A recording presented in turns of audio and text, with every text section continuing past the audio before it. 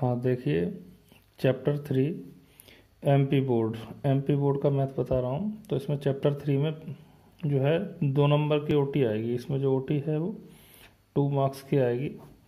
चलिए इसकी ओटी देख लेते हैं जल्दी से। देखिए इसमें लिखा है द सिस्टम ऑफ इक्वेशन, ये दिया हुआ है, ठीक है। और ये लिखा है हैज़ यूनिक सॉल्यूशन। देखिए इसमें यूनिक सॉल्यूशन जो है उसके लिए क्या रहता है, यूनिक सॉल्यूशन के लिए ये कंडीशन होती है a1/a2 is not equal to b1/b2, ठीक है ना। तो देखो यहाँ मैं इसको दिखा देता हूँ। एक टेबल है, इसमें बुक में ये टेबल दी हुई है और देखो इसमें देख सकते हो। देखिए ये लिखा हुआ है एग्जैक्टली वन सॉल्यूशन, जो लिखा है इसके यहाँ नीचे लिखा है यूनिक सॉल्यूशन। तो यूनिक सॉल्यूशन के लिए ये कंडीशन होती है a1/a2 is not equal to b1/b2, ठीक है। और अगर तीनों इक्वल हैं a1/a2 equal to b1/b2 equal to c1/c2 तो इनफाइनेटली मैनी सॉल्यूशन होता है, ठीक है। और अगर ये दोनों इक्वल हैं और इक्वल नहीं है c1/c2 तो नो सॉल्यूशन होता है। ये तो हुई एल्जेब्रिक एक्सप्रेशन की बात। अगर ग्राफिकल की बात करें तो अगर ये कंडीशन होती है a1/a2 is not equal to b1/b2 तो इंटरसेक्टिंग लाइन होती है, 2 लाइन इंटरसेक्ट करेंगी इस तरह से, ठीक है ना। और अगर तीनों इक्वल हैं तो कोइंसिडेंट लाइन, यानी एक लाइन के ऊपर एक और लाइन, ऐसे। और a1/a2 is equal to b1/b2 is not equal to c1/c2 तो पैरेलल लाइन होंगी। पैरेलल लाइन मतलब ऐसे, इस तरह से पैरेलल आएगी लाइन, ठीक है ना। तो ये इसमें हो गया। एक और इसमें बात बता देता हूँ मैं। यहाँ पे देखिए ये साइड में ये सब लिखा है बुक में। देखिए लिखा हुआ है यहाँ पे द लाइन्स में intersect in a single point. In this case, the pair of equation has unique solution. Unique solution होता है तब क्या होता है, consistent pair of equation होती हैं। और अब यहाँ और बता दूँ, देखो यहाँ पे parallel situation में क्या होता है, inconsistent pair of equation होती है। लेकिन infinitely many solution जो होता है उसमें consistent, यानी कि हमें क्या ध्यान रखना है।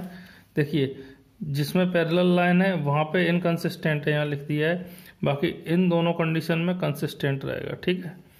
तो ये तो हो गई एक बात। अब आगे हम इसमें समझते चलते हैं। देखिए इसमें अब यहाँ पे हम देखेंगे इसको, द पेयर ऑफ इक्वेशन ये दिया हुआ है हैव। अब इसमें बताना है कौन सा सॉल्यूशन है। तो इसको तो देखो सॉल्व कर लेते हैं थोड़ा सा, तो समझ में सही आएगा, ठीक है। जैसे कि देखिए क्या लिखा है, इसको लिख ही लेता हूँ। x + 2y + 5 इजकल टू 0 और दूसरी लिखिए -3x - 6y + 1 इक्वल टू 0। तो इसको हम लिखते हैं, कैसे लिखते हैं, a1 इजकल टू, यहाँ x के साथ कुछ नहीं लिखा तो 1 मान लो। फिर b1 इजकल टू 2, y के साथ 2 लिखा, ये 2 आ जाएगा। और c1 इक्वल टू 5। ऐसे a2 इजकल टू इस x के साथ -3 लिखा, ये आ जाएगा। b2 इजकल टू y के साथ -6 लिखा है, ये आ जाएगा। और c2 इजकल टू ये 1 आ जाएगा, ठीक है। अब देखो इसमें हम देखेंगे तो a1/a2 इजकल टू 1/-3 और b1/b2 इजकल टू 2/-6। इसको कैंसिल किया जा सकता है। देखो 2 बन जाए 2 और 2 3 या 6, ये माइनस तो यहाँ रहेगा। और c1/c2 इजकल टू 5/1। तो देखो ये और ये बराबर हैं, तो इसका मतलब क्या हो रहा है, a1/a2 equal to b1/b2 is not equal to c1/c2, ठीक है। तो ये कंडीशन आ रही है। तो इस कंडीशन को क्या बोलते हैं, पहले देखते हैं इसमें ऑप्शन कैसे दिए हैं।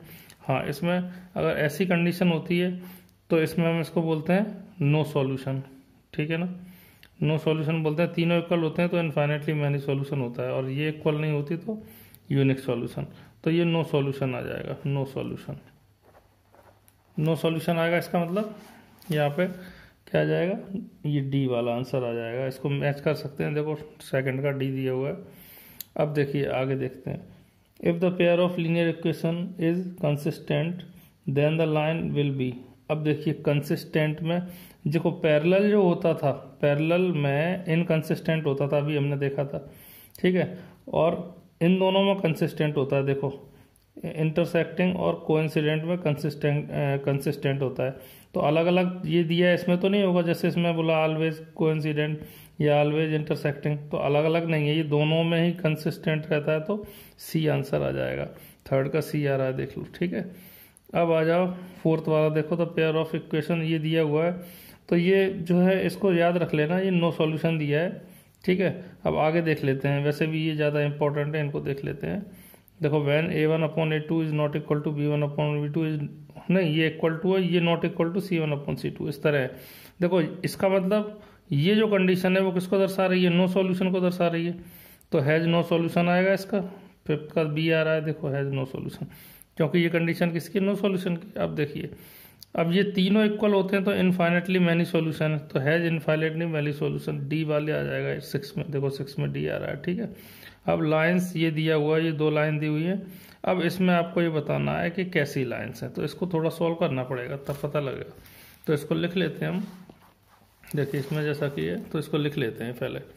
क्या क्या है, देखो x - 2y इक्वल टू 0, और क्या है 5x + 4y - 20 इक्वल टू 0, ठीक है। तो देखो इसको थोड़ा सॉल्व कर लेते हैं हम। तो सॉल्व कैसे करेंगे, देखो यहाँ कुछ नहीं लिखा, तो a1 इक्वल टू 1 मान लो, b1 इक्वल टू -2, ठीक है, y के साथ जो लिखा है, और c1 इक्वल टू यहाँ पे 0 है, 0 लिख दो। a2 इक्वल टू ये x के साथ 5 है, 5 लिख दो। b2 इक्वल टू y के साथ ये 4 है, 4 लिख दो। c2 इक्वल टू, देखिए अब यहाँ पे क्या था, यहाँ पे तो ये 0 था, इस 20 को उधर ले जाएंगे तो प्लस के 20 हो जाएंगे, इधर आके प्लस के हो जाएंगे, तो यहाँ पे क्या लिखेंगे, प्लस के 20, ठीक है। अब देखो ये तो ये और यही बराबर नहीं है, ये 1/5 है, ये कैंसिल भी कर देंगे तो 2 1 या 2, 2 2 या 4, 1/2, तो इक्वल तो नहीं आ रहा है। यहाँ पे हम देखेंगे कि A1/A2 is not equal to B1/B2। जब ये इक्वल नहीं है तो इसका मतलब यूनिक सॉल्यूशन बोलेंगे इसको, या इंटरसेक्टिंग लाइन बोलेंगे, ठीक है ना। तो देखो यहाँ पे क्या लिखा है, देखो इंटरसेक्ट कर रहे हैं तो ये आएगा, तो इनमें से ये तो एक भी नहीं आएगा, इंटरसेक्ट आ जाएगा, तो 7 का ए आ जाएगा, ठीक है। चलिए अब हम फिल इन द ब्लैंक्स देख लेते हैं। देखिए फिल इन द ब्लैंक्स में लिखा है पहला वाला, देखिए इसको पढ़ते हैं। यहाँ पे लिखा है the equation whose graph is a straight line is called, देखिए जिसका ग्राफ एक स्ट्रेट लाइन है से, तो स्ट्रेट लाइन ग्राफ किसका बनता है, लीनियर इक्वेशन जो होती है, ठीक है ना, लीनियर इक्वेशन का एक लाइन बनेगी। द ग्राफ ऑफ ए, अब तो इसका लीनियर आ गया, दिया हुआ है, देखिए हाँ, the graph of a linear equation ये दी हुई है। अब देखिए सीधी सी बात है, अगर यहाँ पे स्ट्रेट लाइन थी तो लीनियर बना था, यहाँ पे ये दिया हुआ है, लीनियर इक्वेशन दी हुई है, तो स्ट्रेट लाइन ही आएगा आंसर, स्ट्रेट लाइन, ठीक है। थर्ड वाला देख लो, the order of pair x y of a value x and y which satisfy the given equation, ये इक्वेशन दी हुई है, इक्वेशन कैसी है, ये लीनियर इक्वेशन है, ठीक है ना। तो अब यहाँ पे देखेंगे इस कॉल्ड डॉट डॉट दिखाए दैट सॉल्यूशन, तो अब ये जो x और y दिए हैं तो ये इसका क्या होगा, ये इसका क्या होगा, एक सॉल्यूशन होगा, तो लिखेंगे सॉल्यूशन ऑफ इक्वेशन, ठीक है ना, सॉल्यूशन आ जाएगा।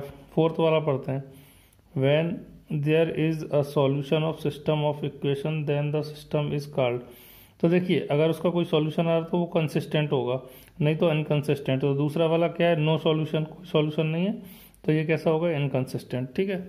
इनको एक बार रीड रखोगे तो ये तुम्हें पेपर में याद रहेगा, एक बार इसको पढ़ लेना ही बहुत है, ठीक है। चलिए अब देखते हैं आगे, ये टाइप जरूर याद रखना, ये इस टाइप के क्वेश्चंस बहुत पूछे जाते हैं, ये फर्स्ट वाला ये सब आए हुए हैं क्वेश्चन, ठीक है ना। अच्छा अब देखो, और आसान भी है, कोई दिक्कत नहीं, आपको बस कंडीशंस याद रखनी है, जैसा अभी हमने टेबल में देखा था। अब देखो इसको भी एक बार देख लेते हैं, हालांकि मैचिंग तो चैप्टर जो है आपका ट्रिग्नोमेट्री, उसी में से मैचिंग आती है हमेशा।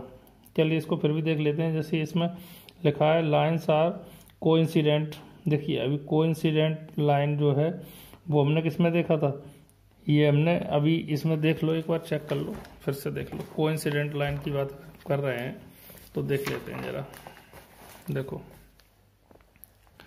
इसमें देख लेते हैं। तो देखो कोइंसिडेंट लाइन किस में आ रहा है, जब तीनों इक्वल है, यानी कि इनफाइनेटली मैनी सॉल्यूशन की कंडीशन है, उसमें आता है कोइंसिडेंट लाइन, ठीक है ना। तो देख लेते हैं यहाँ पे, तो यहाँ पे इन तीनों इक्वल में क्या आता है, मैनी इनफाइनेटली मैनी सॉल्यूशन, तो इसका आंसर सी आ गया, देखो इसका सी भी दिया है तो इसका सी आ गया। दूसरा देखो लाइन्स आर इंटरसेक्टिंग, इंटरसेक्टिंग जो होती हैं उसमें A1/A2 is not equal to B1/B2, मतलब यूनिक सॉल्यूशन, तो डी आ गया इसका। अब देखो लाइन्स आर पैरेलल क्या होती हैं, A1/A2 इक्वल टू B1/B2 और इज और नहीं, ये पैरेलल में क्या होता है, हाँ ठीक है, नो सॉल्यूशन जो होता है वो पैरेलल का ही आता है। देख लेते हैं एक बार, चेक कर लेते हैं इसको। देखो पैरेलल में क्या आ रहा है, देखिए नो सॉल्यूशन, हाँ parallel, a1/a2 equal to b1/b2 is not equal to c1/c2, तो ये पैरेलल है। ठीक है, तो यहाँ नो सॉल्यूशन इसका आ गया पैरेलल वाले का, ये वाला। अब लाइन इंटरसेक्ट एक्स एक्सिस, अगर कोई लाइन ऐसे है, ये एक्स एक्सिस होता है, ये वाई होता है। अब इंटरसेक्ट लाइन एक्स एक्सिस पे इंटरसेक्ट कर रही है, तो एक्स का तो कोई पॉइंट आएगा लेकिन वाई जीरो होगा उसमें, तो इसीलिए क्या आ जाएगा, तो यहाँ पे वाई जीरो, ए आंसर आ जाएगा। और लाइन इंटरसेक्ट वाई एक्सिस पे इंटरसेक्ट कर रही तो एक्स जीरो हो जाएगा। ये ध्यान रखना, अगर वाई पे इंटरसेक्ट कर रही लाइन तो एक्स जीरो, एक्स पे इंटरसेक्ट कर रही है तो वाई जीरो। ठीक है, अब ट्रू फॉल्स की बात करते हैं। ट्रू फॉल्स में देखिए पहला, इन एन इक्वेशन, ये इक्वेशन दी है x equal to 1 y equal to 2, इसकी वैल्यू इसमें रख दो, अगर सेटिस्फाई हो रही है तो ठीक है, तो ये ट्रू होगा। तो देख लेते हैं इसको जल्दी से।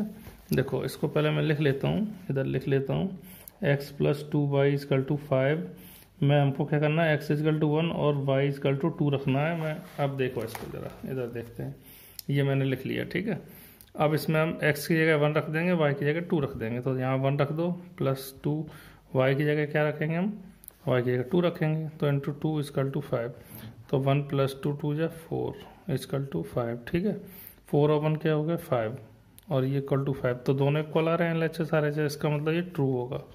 ठीक है, तो ये पहला वाला क्या होगा, ट्रू होगा। तो देखो ये ट्रू दिया हुआ है। ठीक है, अब दूसरा देख लेते हैं, the graph of quadratic equation as a straight line. अब देखो क्वाड्रिक इक्वेशन का स्ट्रेट लाइन ग्राफ नहीं होगा, क्योंकि क्वाड्रिक इक्वेशन में पावर 2 आएगी तो फॉल्स हो गया ये। ठीक है, अब देखो तीसरा, the pair of linear equation have either a unique solution, infinitely many solution और नो सॉल्यूशन। देखो ये 3 कंडीशन है, तीनों में से एक ना एक कंडीशन तो आएगी, इसका मतलब ट्रू है, तो इसका ट्रू भी दिया है। देखिए अब नेक्स्ट देखो, the pair of linear equation x equal to a y equal to b represent a parallel line, ये रिप्रेजेंट पैरेलल लाइन को करेगी, नहीं करेगी। इससे पहले हमने देखा था नो सॉल्यूशन आ रहा था, तो ये फॉल्स हो गया। ठीक है, द इक्वेशन ऑफ टाइप ये दिया हुआ है, ये किसका टाइप है, ये तो लीनियर स्ट्रेट लाइन, यानी कि वो लीनियर इक्वेशन का है, इसका आगे लीनियर लिखा हुआ है। ठीक है, साइमल्टेनियस लिखा हुआ है, linear simultaneous equation, linear equation in 2 variable ये कह रहे हैं। तो देखिए यहाँ पे लीनियर इक्वेशन इन 2 वेरिएबल, हाँ वेरिएबल 2 है, कौन कौन से वेरिएबल हैं, देखो एक्स और वाई। ठीक है ना, तो ये ट्रू आ जाएगा, देखो। ठीक है, अब आंसर इन 1 वर्ड देख लेते हैं, तो ये ओटी पूरी कंप्लीट हो जाएगी। इसमें से लास्ट की ये दोनों पूछी भी गई हैं, इनको पढ़ लेते हैं एक बार। तो देखिए इसमें लिखा है, what the system of equation is called which have no solution. देखिए अगर कोई सॉल्यूशन नहीं आएगा उसका, तो होता है इनकंसिस्टेंट होता है। ठीक है, और अगर इसका यहाँ पे सॉल्यूशन ये कह रहे हैं कि हैव सॉल्यूशन, अगर कोई सॉल्यूशन तो कंसिस्टेंट है।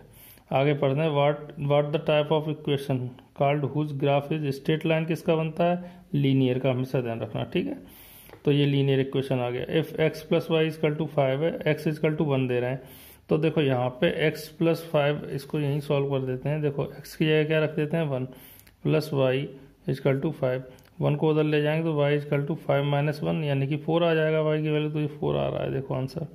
ठीक है, तो इसका 4 आ गया। राइट, नेक्स्ट देखते हैं, right the standard form of linear equation of 2 variable x y. Standard form क्या होती है, ए एक्स, ये याद रखना, a x plus b y plus c equal to 0, ये स्टैंडर्ड फॉर्म होती है, इसे याद रखना। ठीक है, a x plus b y plus c equal to 0। ठीक है, तो ये इस चैप्टर की जो है, चैप्टर 3 की ऑब्जेक्टिव टाइप जो क्वेश्चन थे वो हो चुके हैं। तो 2 नंबर का आता है, तो एक इनमें से आएगा ऐसे इस टाइप का, और फिर इसमें से दे सकते हैं किसी में से भी, या तो फिल इन द ब्लैंक्स, या फिर आंसर इन 1 वर्ड, या फिर ट्रू फॉल्स, कुछ भी दे सकते हैं। तो इस तरह से इसमें आएगा। ठीक है, अब नेक्स्ट चैप्टर देखेंगे।